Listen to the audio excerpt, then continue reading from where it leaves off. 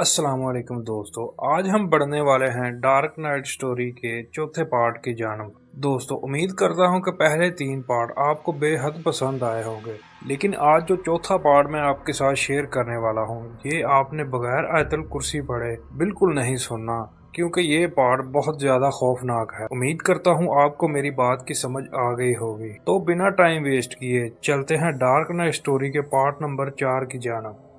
वो वीडियो अरीज के पैदाइश की वक़्त की थी। फायजी, उसका नाम अरीज रखोगी ना? सुल्ताना बेगम एक छोटी सी खूबसूरत बच्ची को गोद में लेती बोली। बिल्कुल, फायजा बेगम मुस्कुरा कर बोली। मैं तो वही अरीज को अपनी बहू बनाऊंगा। साबर साहब खुशी से बोले तो हारिस साहब भी इस बात में सर हिला गए। मैं भी ऐसा ही चाहती हूँ, ताकि मेरी बेटी नजरों में रहे मेरी। फायजा बेगम ने मुस्कुरा कर कहा, ठीक है, तो फिर याद रखना, आज से ये हमारी अमानत है तुम्हारे पास। सुल्ताना बेगम बोल कर अरीज को प्यार करने लगी। जब उनकी नज़र वीडियो बनाते हारिस साहब पर पड़ी, जिनको बचपन से ही वीडियो बनाने का बहुत ही शौक था। हारिस, क्या तुम बच्चों की तरह वीडियो बना रहे हो? सुल्ताना बेगम मसनूई गुस्से से बोली तो हारिस साहब बेसाख्ता हंस दिए। क्या अरीज और मेरा बचपन में ही रिश्ता तय हो गया था? अली उछल पड़ा था। उसकी तो खुशी का कोई ठिकाना नहीं रहा था। वो आज ही अपनी माँ से बात करने के बारे में सोचता ऑफिस से निकल गया।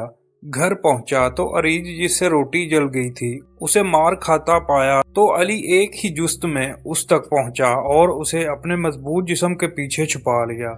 अम्मी, छोड़े इसे, और आइंदा मैं आपको अपनी मंगेतर के साथ ऐसा सलूक करता ना देखूं। अली धाड़ा था। पीछे खड़ी अरीज भी पहली बार उसे इतनी जोर से बोलता देखकर घबरा गई थी। वही सुल्ताना बेगम लफ्ज मंगेतर पर अटक गई थी। तुमसे किसने कहा कि ये तुम्हारी मंगेतर है? ये तुम्हारी कुछ नहीं लगती। सुल्ताना बेगम भी चीख पड़ी थी। अरीज, तुम अंदर जाओ। अली संजीदा तासुरात लिए सख्त लहजे में बोला। अरीज साकत नजरों से उसे देख रही थी। अरीज, कुछ कहा है मैंने?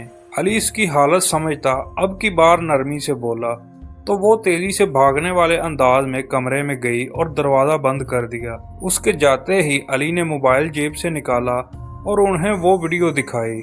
अम्मी, क्यों छुपाया? और अब भी आप बोल रही हैं वो मेरी कुछ नहीं लगती। अली आहिस्ता मगर सख्त लहजे में बोला। हाँ, सुल्ताना बेगम दो टोक अंदाज में बोली। क्यों बाबा ने ये रिश्ता जोड़ा था?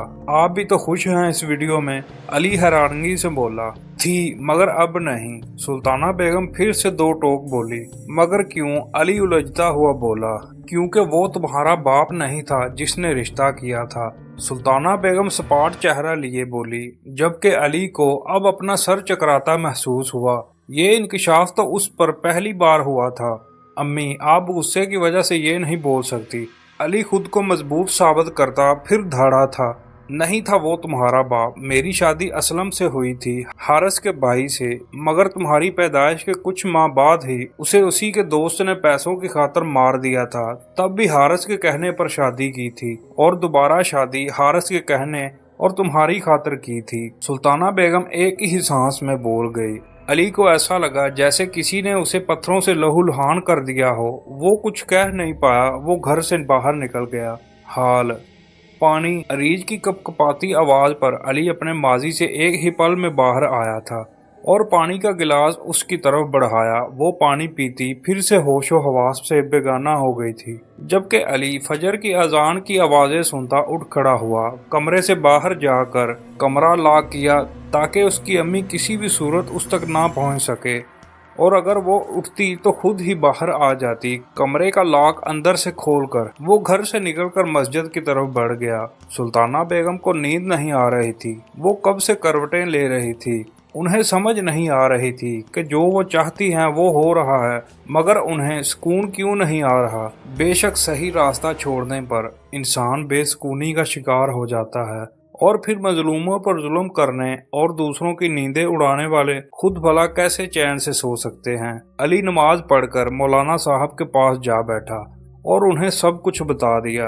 बेटा, अपनी माँ से बात करके देखो, क्या पता रुक जाएं। मौलाना साहब नरमी से बोले, मगर वो ना मानी कि वो इन सब चीजों में पड़ी हैं। तो अली ने अपना खदशा बयान किया। जब वो अमल करने जाएं तब उनके सामने जाओ और तब उनको घर ले जाकर बात करो और बताओ कि ये सब शिरक है। مولانا صاحب اطمینان سے بولے، اور میری بیوی، اس کی کل سے بہت بری طبیعت ہے، وہ بہت خوف کا شکار ہوئی ہے۔ علی نے کہا، میں کسی کو جانتا ہوں، وہ اس بات کا توڑ کر دیں گے، اگر چاہو تو ملوا سکتا ہوں۔ مولانا صاحب نے اپنے دوست کا ذکر کیا تو علی جلدی سے ہاں میں سر ہلا گیا اور ان کے ساتھ چل دیا۔ جب مولوی صاحب کے ہمراہ پہنچا تو انہیں قرآن پڑھتے پایا۔ آؤ برخودار شکیل صاحب خوش اخلاقی سے بولے۔ علی نے انہیں شروع سے لے کر اب تک جو ہوا سب کچھ کہہ سنایا، جو وہ چپ چاپ سنتے رہے۔ پھر ہنکھارا بھر کر بولے، معاملہ سنگین تو ہے، مگر جو تم بتا رہے ہو، قبرستان کا قبرستان میں پڑھائی اپنے عمل کی آخری کیل ٹھوکنے کے لیے کی جاتی ہے، تمہیں ان کو روکنا ہوگا۔ میں تمہاری بیوی کے لیے یہ عہد نامے کا پانی دے رہا ہوں، یہ اسے پلانا، ڈر نہیں لگے گا اسے، اور ہاں، نماز کی پابندی کرنی ہوگی تمہیں، اور جہاں تک مجھے پتا ہے یہ کام فقیرہ کا ہے، اور اگر وہ ہے اس سب کے پیچھے تو تمہاری ماں کی بلی چڑھا دے گی، اس لیے آج کے عمل میں انہیں مت ہی جانے دینا، کوشش کرنا روک لو، مگر یہ بہت مشکل ہوگا، اگر نہ رکی تو کال لگا دینا، میں آ جاؤں گا، فقیرہ کچھ نہیں کر پائے گی، میں کوشش کروں گا، ابھی مجھے اجازت دیں، شکریہ، اللہ حافظ۔ علی اتنا کہتا پانی لے کر تیزی سے نکل گیا۔ عریج کی آنکھ کھلی تو کمرے کی تمام لائٹس آن دیکھی، ارد گرد نظر دوڑائی، علی نہیں تھا۔ وہ اٹھ بیٹھی، اسے اپنے سر میں درد کی ٹیسیں اڑتی محسوس ہو رہی تھی۔ ایک دم سے اس کے دماغ میں رات والا واقعہ گھوما تو وہ کپکپانے لگی۔ خوف کی وجہ سے اس کا چہرہ پسینے سے شرابور ہو گیا۔ وہ واپس کمبل منہ تک اوڑھ کر لیٹ گئی۔ اس کا ایک ہاتھ کمبل سے باہر تھا۔ جب اسے کچھ گیلا ہاتھ پر محسوس ہوا، اس نے سر باہر نکال کر دیکھا۔ ہاتھ پر خون دیکھ کر اسے اپنا دل بند ہوتا محسوس ہوا۔ وہ خون صاف کرنے لگی۔ جب خون چھت سے تیز رفتاری سے گرنے لگا، وہ تیزی سے بیڈ سے اٹھتی دروازے سے جا لگی۔ اوپر چھت پر دیکھا، وہاں ایک خوفناک شکل کی عورت دیوار پر الٹی چل رہی تھی۔ عریج جلدی سے دروازہ بجانے لگی۔ دروازہ کھل ہی نہیں رہا تھا۔ عریج دروازے کے پاس ہی کونے میں بیٹھی آیت الکرسی پڑھنے لگی اور زور زور سے دروازہ بجانے لگی، لیکن کمرے کا لاک کھولا تو اس نے سر اٹھا کر دیکھا، پہلے علی کو، پھر چھت پر جہاں اب کچھ نہیں تھا، جہاں خون تھا وہ جگہ خشک پڑی تھی۔ وہ علی کے گلے سے جا لگی۔ علی اس کی حالت دیکھ کر سب سمجھ گیا، مگر خاموشی سے اسے دلاسا دینے لگا۔ اس کی ہمت نہیں ہو رہی تھی کہ عریج سے نظریں میں ملا سکے، یا اس کو دلاسا دے سکے، یا رونے کی وجہ پوچھے۔ اس سے ایک لفظ بھی زبان سے نہیں ادا ہو رہا تھا، اسی لیے خاموشی سے کھڑا رہا، مگر اس لڑکی کا رونا اسے اندر تک زخمی کر رہا تھا۔ علی عریج کو چپ کروا کر کمرے میں لے آیا اور وہی پانی دیا جو مولوی صاحب کے دوست لائے تھے۔ عریج پانی استعمال کر رہی تھی۔ سارا دن عریج وضو میں رہی۔ علی نے بھی آفس سے آف کر لیا تھا۔ عریج کو سارا دن خوف محسوس نہیں ہوا تھا، نہ کوئی ندیدہ مخلوق دکھے تھے۔ سلطانہ بیگم اس کا پرنور چہرہ دیکھ کر حیران تھی۔ رات تو ڈاکٹر آیا تھا، پھر بھی وہ اتنی چہکتی پھر رہی تھی۔ سلطانہ بیگم کا دل کیا اس کو 2 جوتے مارے، منحوس پر اتنا کچھ کیا مگر اثر ہی نہیں کر رہا۔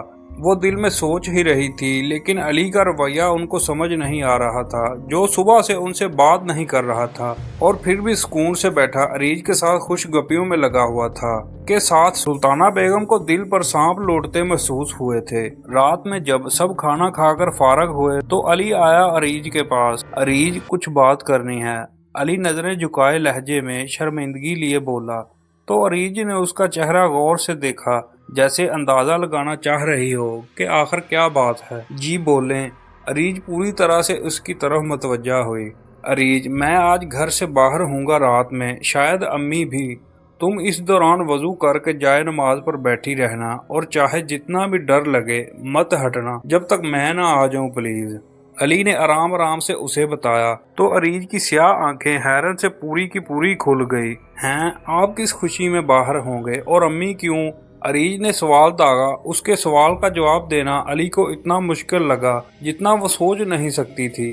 علی کو اپنا آپ زمین میں دھنستا محسوس ہوا، مگر جھوٹ بولنا نہیں چاہتا تھا اور سچ بولنے کی ہمت نہیں بن رہی تھی، مگر پھر وہ سر جھٹک کر عریج کا ہاتھ پکڑ کر اسے بیڈ پر بٹھا کر خود گھٹنوں کے بل اس کے پیروں میں بیٹھ گیا اور پھر عریج کو ہر بات سے آگاہ کرتا گیا۔ علی کی باتوں پر عریج کو جھٹکا سا لگا تھا۔ اسے نفرت تو نہیں مگر بہت افسوس ہوا تھا۔ معاف کر دو، میں تمہیں محفوظ نہیں رکھ سکا۔ آخر میں علی اتنا کہتا رو پڑا تھا۔ عریج پتھر کی بنی ہر بات سن رہی تھی، مگر اس کی سسکی پر اس نے چونک کر دیکھا۔ علی مت روئیں، بس آپ امی کو روک لیں، سب ٹھیک ہو جائے گا، اور شرمندہ مت ہوں، آپ نے جیسا کہا میں ویسا ہی کروں گی۔ عریج اسے مطمئن کرنے لگی تو علی کے چہرے پر ہلکی سی مسکراہٹ آئی۔ اتنی سیدھی ہے، اب بھی صرف میرا سوچ رہی ہے۔ علی دل میں سوچنے لگا، لوگ تو سیدھا ہی سمجھتے ہیں، یہ نہیں دیکھتے کہ انسان کا ظرف کتنا بڑا ہے۔ آج کل تو بہت کم لوگوں کا ظرف بڑا ہوتا ہے، اور جن کا ہوتا ہے اللہ نے ان کے دل کو ہر گند سے پاک رکھا ہوتا ہے۔ اور پھر فرمایا گیا ہے، اور تم رب کی کون کون سی نعمتوں کو جھٹلاؤ گے۔ سلطانہ بیگم نے دن میں ہی وہ گڑیا نکال لی تھی جس پر وہ عمل کرنے والی تھی۔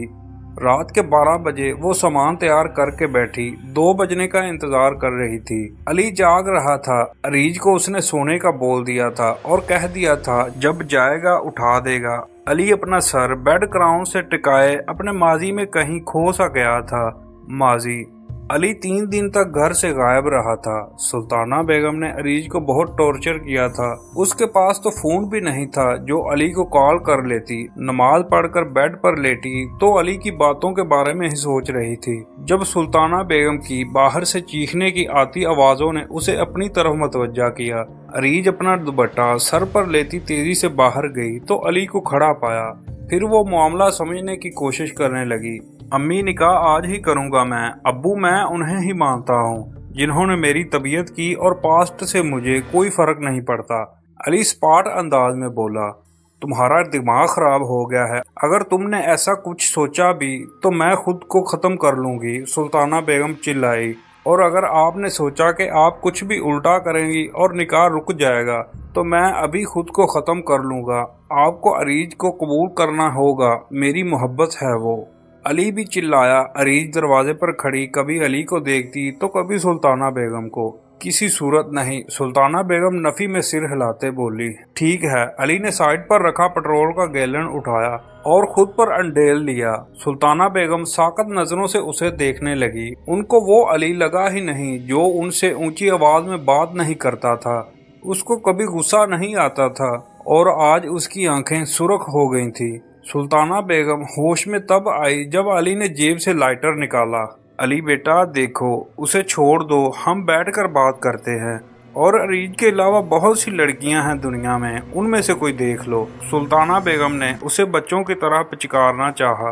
ہاں یا نہ، علی نے 2 ٹوک انداز میں کہا۔ ٹھیک ہے، کر لو تم نکاح اس سے، میں اسے قبول کر لوں گی۔ مجبوراً سلطانہ بیگم کو ہار ماننا پڑی، اکلوتا بیٹا جو تھا، اور عریج کے ساتھ اچھے سے رہیں گی۔ علی پھر سے بولا، قبول کر تو رہی ہوں، یہ مجھ سے نہیں ہوگا۔ سلطانہ بیگم کے نکوش تن گئے۔ ٹھیک ہے پھر، مر ہی جاتا ہوں۔ علی نے پھر سے لائٹر لہرایا تو سلطانہ بیگم تنب اٹھی۔ ٹھیک ہے، منظور ہے۔ سلطانہ بیگم دانت پیس کر بولی تو علی نے سائیڈ پر رکھے بیگز اٹھا کر عریج کو دینے کے لیے ہاتھ بڑھایا۔